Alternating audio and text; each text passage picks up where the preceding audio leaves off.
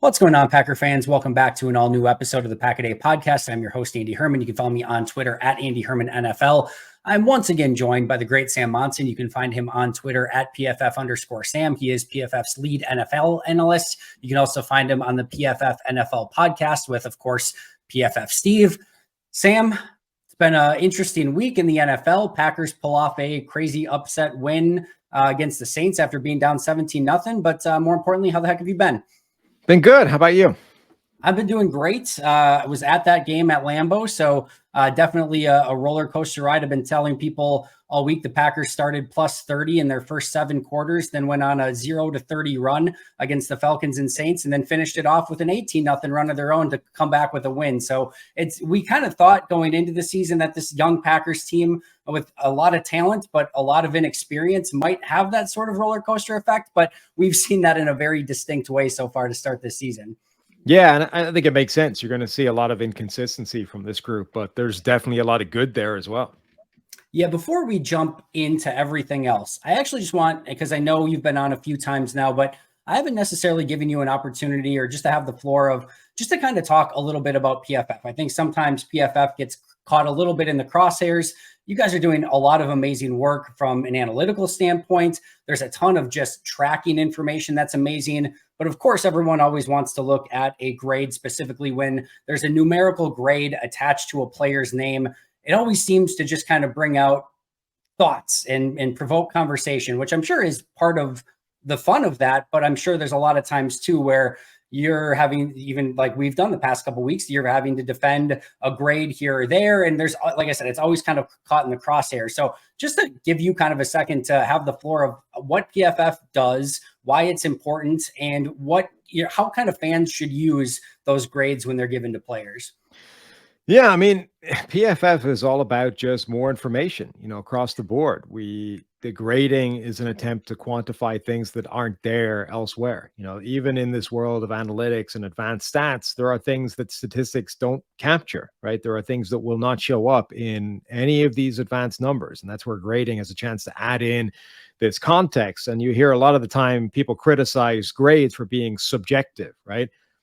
I don't think that's a negative thing. I don't think subjectivity is this evil that we want to pull back from. Subjectivity is where the power of the grades lies, because only in subjectivity can you actually determine whether a quarterback was pressured on a play or not, right? NGS has pressure data, but it's automated. It's done by tracking data and alignment of defender versus offensive lineman and proximity to the quarterback. So if a defensive end beats the left tackle and he's past him and he's bearing down on the quarterback and he's within whatever their margin is that says pressure within a certain time distance, it goes down as a pressure. It's a black and white algorithm. But if the quarterback is looking in the other direction and doesn't know it's coming, it's not pressure, because the quarterback is not under pressure. He has no idea that he's about to get murdered. Now, if he holds onto the ball a beat, then he's going to know about it, quickly. And it will turn into pressure as soon as he's decked from behind by that guy. But only by subjectivity can you look at that and go, no, that's not pressure, because the quarterback never feels it. He's never aware that it happens. It's a subjective addition that adds context to data that wouldn't have it otherwise. So to me, that subjectivity is where the strength of the grading actually lies. And then everything else, it's just about quantifying things that didn't exist before or doing them better, right? I've had this argument a while that the way the NFL treats sacks is ridiculous, right? Half sacks shouldn't exist. And they only exist because the NFL wanted the box score to add up. They don't exist because they think it's qualitatively worse to arrive at the same time as somebody else. It's only half as good. They do it because if 2 guys get a sack, then you need that to have so that it adds up to 1 at the box score, right? That's literally the only reason that exists. So we're like, well, that doesn't make any sense. Let's give a guy credit for exactly the same play as one where somebody else got there and it was a solo sack. The NFL double counts a bunch of numbers, right? An interception for the NFL is also a pass breakup. It's the same number. A sack is also a tackle for loss. It's also a hit, the same stat. So when you see people go, this defensive end had 2 sacks, 3 hits, 4 tackles for loss, like 2 of those are the same play 3 different times. We think that's ridiculous. So we don't do that. We don't double count those stats.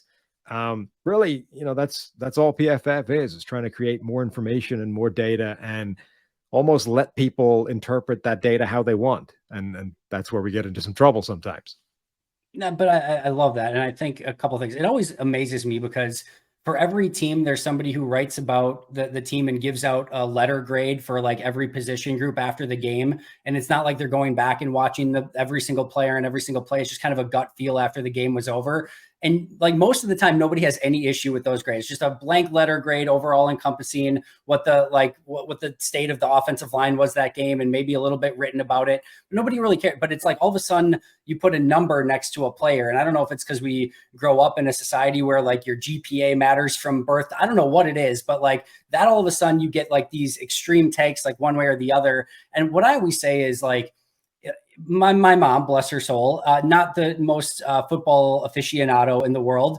Like if she watched every single player on every single play for every Yeah. single game for years upon years, you're going to pick up on some things. And it's not to say that it's a perfect system. It's not to say that there isn't, like you said, subjectivity and human bias and all of those sort of things that go into it. But there's still going to be a lot of really great information that comes from that. And if you do it long enough over a period of time, you're still going to be able to trend things out, which I think has a ton of value. So I never quite understand if people get frustrated with, like, that's part of the process, is the conversation, the subjectivity. And like you said, I don't think we need to erase that from the process. And not even, just going, not even the length of time and the information and the experience anybody has doing it, but simply going back and quantifying every single play, I think has a ton of value. Like one of the reasons I think one of the reasons why those people that you mentioned who do the kind of gut memory type Yep. of instant reaction grade, one of the reasons they don't get pushback is because generally that's the same way everyone else is going to see it. Because your brain kind of acts as a mental highlight reel, right? It remembers the 5 good plays, it remembers a couple of bad plays, and everything else it just kind of throws out as whatever. It didn't really count, didn't make an impact. What we're doing is quantifying every single one of those middle plays. And if 25 of them all bounce slightly the same direction, positive or negative, that's going to change the outcome of the grade. Or the thing that you don't remember, like the pass thrown straight to a linebacker that was dropped, so it doesn't show up as a pick. That happened. It was bad. And it's going to get recorded as a really negative grade. But a lot of people are not even going to remember that play because technically it didn't count, right? It was an almost play. But that's what the grading is capturing. So I would say most of the time where people really disagree with a grade, it's because you're not thinking of you're not thinking of 57 snaps. You're thinking of 7, right? And Yeah. a lot of the difference is the other 50. I think Royce Newman and John Runyon Jr. are such great examples for the Packers this week, because you look at the Packers offensive line on the whole, they didn't allow a ton of pressures. Now the run blocking, not great. We'll talk about that more in just a moment. But like, I know, I'm sure you guys too, I think you had 2 of your lowest grades for this week were on Newman and Runyon for the offense. Same when I did it. And people are like, well, but the offensive line played so good. It's like, well, you didn't see Royce Newman get blasted in like a millisecond a couple times where Jordan Love got rid of the ball right away, and Runyon really struggled in the running game. And it's like, to your point, you see Jordan Love having time the majority of the time. You're just like, well, the offensive line as a whole played well. It's like some players did, some players didn't, and there's nuance to that. So, Right. yeah, that's what I love about it, and it just creates good conjecture. And I'm always happy to have those conversations with people as well. That brings us, however, to a really fun conversation. So I know one of the things that got caught in the crosshairs this week was Jordan Love, and specifically that 30, you tweeted out 31.5% of his throws so far have been uncatchable. So before we even dive into that further, I think it's probably important to define what you guys define as uncatchable in this situation, and also sort of go over a context standpoint of like what's normal for a quarterback. Yeah, so this is our ball location accuracy charting data. It's not that's where it comes from, which is a different sort of system or different process to the regular grading or the original tape that gets done. It's an all 22 process that takes place after the fact, and it's literally designed to chart how accurate quarterbacks are in terms of ball location. Not just did you complete the pass, but did you put it in stride, out in front of him, where you're supposed to be, exactly those kinds of things. And they fall into a few different categories. There's accurate, was it generally speaking where it needed to be? Accurate plus, which is perfect location, that out in front of him, exactly head height, that kind of thing. And then we have catchable but inaccurate. So did it prevent yards after the catch because it was thrown slightly behind him. Technically, it's an accurate pass, probably a completed pass, but it was inaccurate, right? It wasn't exactly where it needed to, where it should have been, and potentially hampered yards after the catch or other things because of that. And then there's uncatchable, inaccurate pass. So that's the sort of final bucket. Now, one thing that's different about that than a lot of people expect is you can have an inaccurate, uncatchable pass because it was broken up by a defender, right? That's the reason it was uncatchable, is because you threw it in a way that it had to get past a defender or through a defender in order to be catchable in the first place. Like, had nobody been there on defense, it would have been perfectly catchable. Probably would have hit the receiver in his head. But once you put a linebacker and a defensive back in between, now it's no longer catchable because it has to get through multiple defenders. And if you don't get that, if you don't put it through that window, it's not a catchable pass. So I think that's where some of the confusion comes. But it's not like it's a stretch, right? Like, if we look at Jordan Love's numbers, the completion percentage is bad. The adjusted completion percentage is bad when you strip out drops and throwaways and all those kinds of things. He has an adjusted completion rate, I think, of 59%, which is terrible. I mean, the better quarterbacks in the NFL are over 80%. So it does sort of tally with what we expect from Jordan Love. And in particular, I think he's been getting a bit better in this regard. But the Chicago game was like a train wreck in terms of inaccurate passes. There's 8, 9, 10 of them in that game alone, right, where he was just inaccurate with the football. Yeah, I think we've definitely seen part of that. I think we saw it in training camp, we saw it in preseason, and it's definitely something that's continued to kind of carry over. And I think from a Packer fan standpoint, even from a Packer lens, I think what the majority of people have been seeing and saying is like, the baseline is there. You're seeing really good pocket awareness. You're seeing mobility. You're seeing him go through progressions. You're seeing him overall make fairly good decisions, a couple throws here or there that certainly he'd like to have back. And you're seeing some really big highlight level plays, but what you want to see more of is hitting the layups. The Luke Musgrave throw this week is a phenomenal example of that, of right, Musgrave coming wide open over the middle. And there's been kind of a handful of those every single game where if he just hits those, now you're really cooking with gas. And I think, to your point and to your tweet, whatever the percentage is, if all of a sudden that 31.5% uncatchable rate comes down to a more average level, now look the heck out, because that baseline's there, the high level play is there, and now you're completing the passes that are available to be completed. Yeah, absolutely. It's in a bad place right now. It's the worst in the NFL, but it's a small sample size, right? It's 3 games. And as you say, if he moves that from being the worst in the NFL to just somewhere in the middle, that's a huge piece of additional production that is now being added to this offense.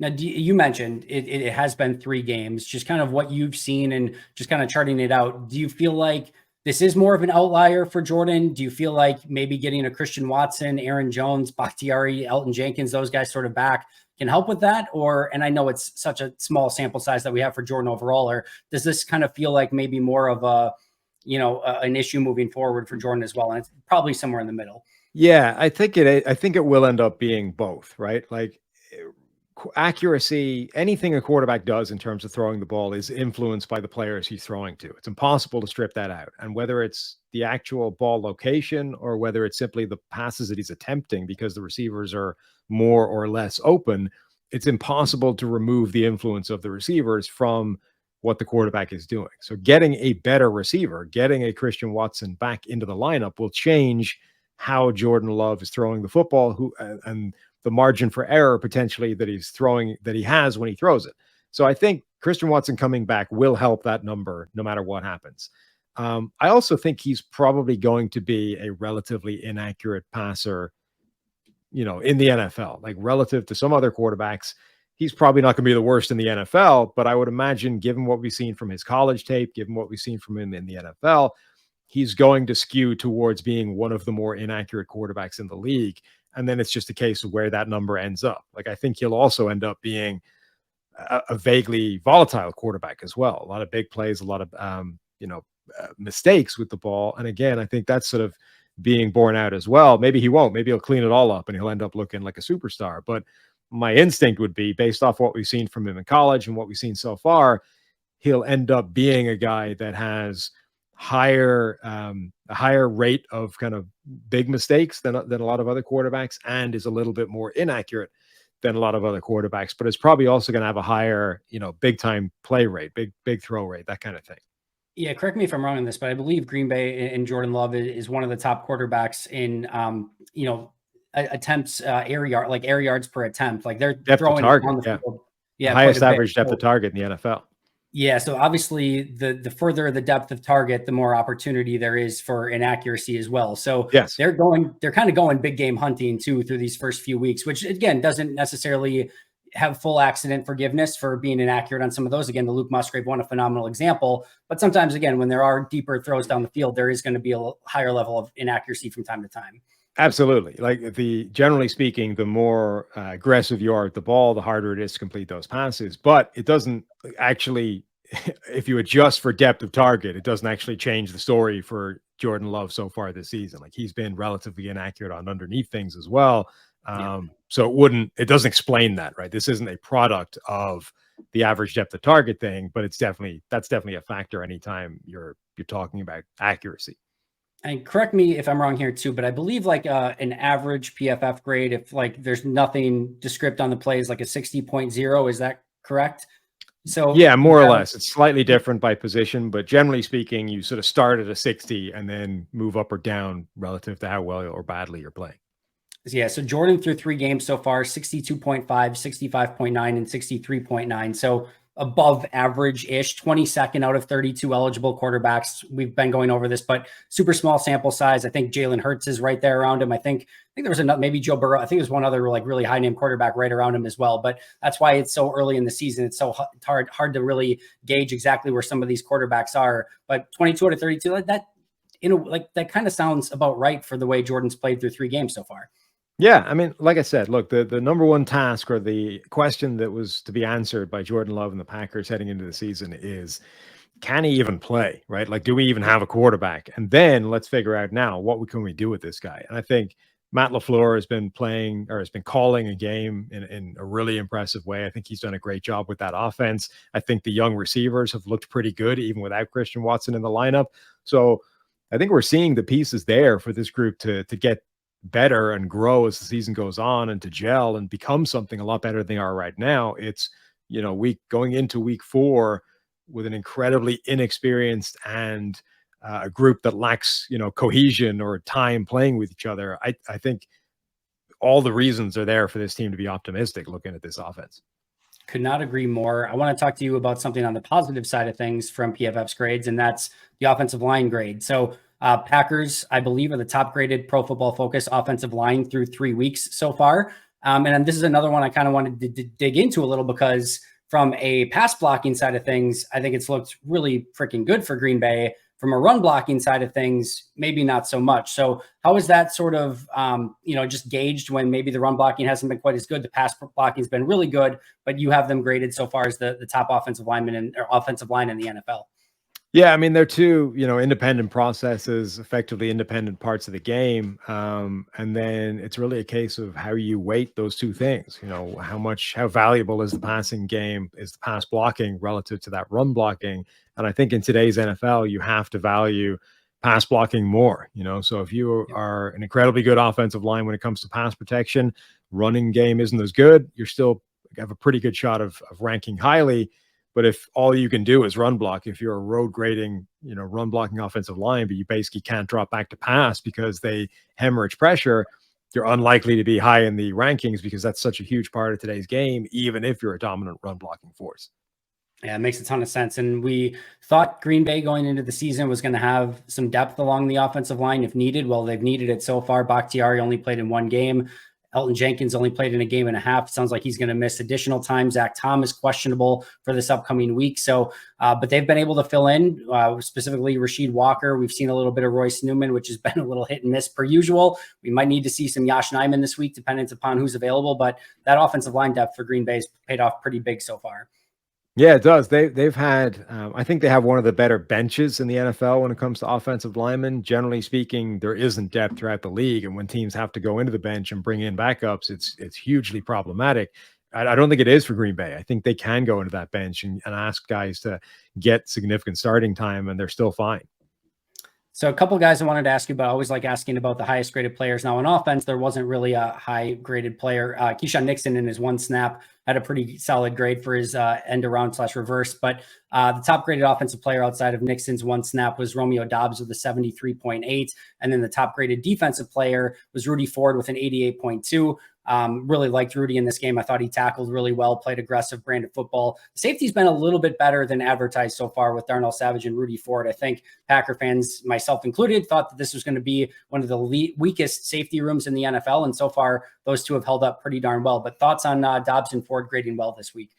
Yeah, Ford had a really nice game, made a few very nice reads and plays closing on running backs out of the backfield in particular. He had 2 or 3 of those that was really nice. Had a nice pass breakup in there as well. A really good deep free safety play where it was a broken play, quarterback sort of scrambling out into the open field. He understood, that he's got to keep getting depth as a receiver on the far side of the field. And you never know when the quarterback's going to take that shot. Right. And he was smart enough to keep getting depth, figure out where that guy was, and then be in a better position than the receiver to actually make a play on the ball and break it up. So just a really nice free safety play that highlighted awareness as well as ball skills and all those kinds of things. I thought Dobbs had a really good game. You watch him run routes. He's always open. He gets separation really well with a lot of ease. Occasionally sort of doesn't maximize, I think, the route. He had a couple of double moves where he sort of ran into a guy rather than just blew past him and actually got the separation. But the slot fade double move was a spectacular catch over his shoulder. Eventually brings in one of those end zone fades as well that they went like 3 times to him. And could have potentially had a touchdown earlier. But I thought that was a really good game by Dobbs. I was impressed by him in that. He had a really fun one too. I think Ben Fennell posted the video of it, but he was on Marshawn Lattimore. It was the one where Romeo Dobbs rolled out and kind of dropped sidearm a little bit. And he kind of threw a little bit almost like underneath of where Romeo was. But Romeo on that play just had an awesome route against Marshawn and just gained easy separation on the play.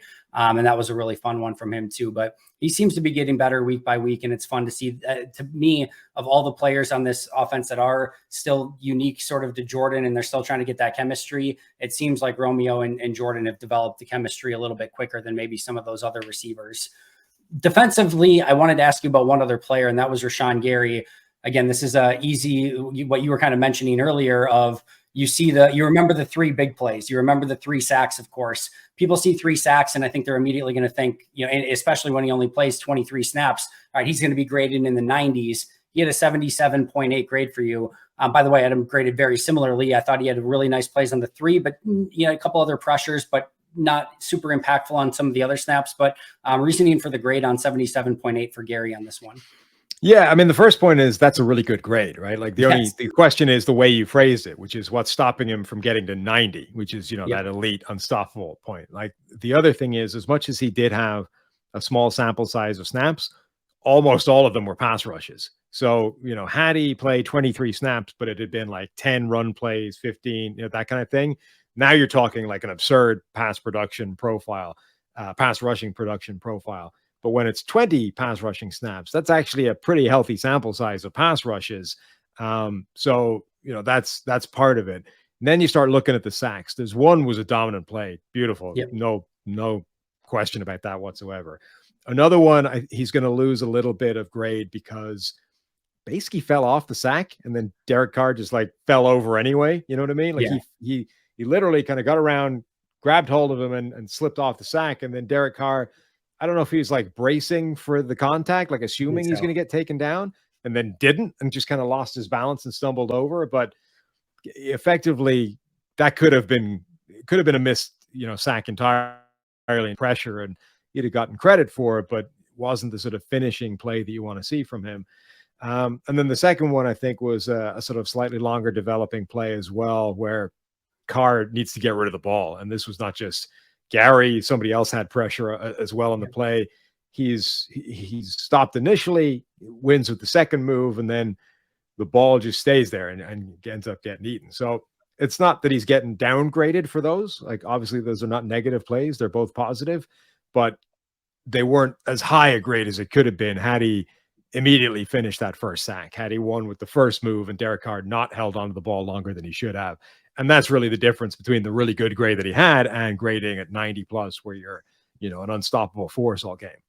And I'm so glad you brought this up, because I promise you there's going to be somebody in the comments that says a sack is a sack is a sack. And it just isn't. Like, if you win in like a millisecond and just get around your guy and immediately blast the quarterback and win with dominance, that is a huge difference than if it's a 4 or 5 second play, the coverage holds up on the back end and you eventually get to the quarterback. Or like you said, it's another, if you explode to the quarterback, make that play, take him to the ground, and obviously the one play knocked Carr out of the game. And it's another, if like you say, you fall off the sack and then the quarterback kind of falls over, there's an opportunity for him to escape. So again, we go back to that subjectivity. Not all sacks are created equal. A sack is not a sack is not a sack. And they do have to have some different level of value dependent upon what the player actually did on the play. Yeah, and it's a difference between grading, how good was a player and how good were the results of what the player did, right? Like, a guy can get, 5, 6 sacks in a game without actually doing anything particularly impressive. If every single one of them was somebody else making the play first and you just kind of cleaning it up, right? And being blocked at the line, but grabbing the quarterback when somebody else flushes him past you, your results could be spectacular. You could literally have the best pass rushing game of all time in terms of sack rate, in terms of impact for the offense, but you didn't do anything special. Somebody else, the guy driving the quarterback towards you the entire time, was spectacular. You just got incredible results. On the flip side of that is, and we get this a lot with certain other pass rushers, you can have an incredible pass rushing game. You can be beating your tackle like a drum every single play, but if the ball's out instantly every time, you're not going to get a sack. The quarterback can get the ball out of his hand before you can get to him, and there's nothing you can do about that. And if that's the reality, you can end up with, you've done your job fantastically, but you got no results to show for it. So the grading is always specifically designed to pick up something slightly differently. If we were just looking for who had the best pass rushing results, we don't need to watch the tape for that, right? There's a box score. We can just pull up the sacks and the pressures. We can add it all up. You can assign whatever weighting you want to it in terms of like which has the most effect in EPA per play, the biggest negative force on the offense. And we can just spit that out. But that doesn't tell you who played better or not, which is what the grading is designed to do. Packer fan favorite Kyler Fackrell had a game like that once where he ended up with like 3 or 4 sacks against Seattle and didn't work super hard for some of those sacks on the day. So yeah, there's definitely a difference from time to time. Before we get you out of here, just want to ask you quickly about the Lions. They have a 79.9 overall grade from you, PFF's 6th highest graded team in the NFL, the 2nd highest graded offense. Sam Laporta, their rookie tight end, 80.7 grade. He's playing some really good football. And then, of course, Aiden Hutchinson on the other side with an 82.6 grade. Anything in particular that you're watching for and just seeing from this Lions team so far? I think they're a good team. They did a really good defensive job on that Atlanta team as well, locking up Bijan Robinson, making sure he didn't have anywhere to go. Their offense, we've seen now for at least a year, has been a very, very productive, difficult to stop kind of unit. The one question you have about Detroit really is, if Aiden Hutchinson isn't able to win, or if you're able to take him away, who else have they got to make those plays up front? And that's, I think, where they're falling down at the moment, is they don't quite have that extra second, third pass rusher. And they don't do enough of making sure that you can't take away Aiden Hutchinson. So it's the sort of one weakness in that defensive front. But overall, I think they're a very good team. As we look ahead to Thursday Night Football, Packers, Lions, any keys to this game that you're seeing as these two teams kind of compete for the top of the NFC North at the moment? I mean, that's one, right? Is take away Aiden Hutchinson. He's tied for the league lead right now with 19 pressures, but they don't have that secondary source. If you can dedicate extra resources to him, chip him, stop him being one-on-one, make sure he's not individually generating a ton of pressure, I think you very much blunt the impact that defense can have. And then the Packers have their work cut out to slow down that Lions offense, like everybody does. Yeah, very much so. Aiden Hutchinson had a really big impact in that Week 18 game against the Packers last year that eliminated the Packers from the playoff. The hour and a half before kickoff, when the inactives are announced, I feel like it's a huge difference if they have Bakhtiari and Zach Tom. If they're going with Rashid Walker and Yosh Nijman, we'll see. Maybe it's some mixture of the two, and maybe one's in, one's out. But I think that's going to have a huge impact on just being able to trying to limit Aiden Hutchinson in this game as well. Really looking forward to this one. Sam, you are always amazing. I can't wait to talk to you next week and break down Packers Lions, as well as look ahead to Packers and Raiders moving forward. So that should be a fun one as well. Before we get out of here, tell everyone where we can find your work, what you're working on, and anything else you want to plug. Yeah, just the PFF NFL podcast, either on YouTube or wherever else you get your podcast in audio form.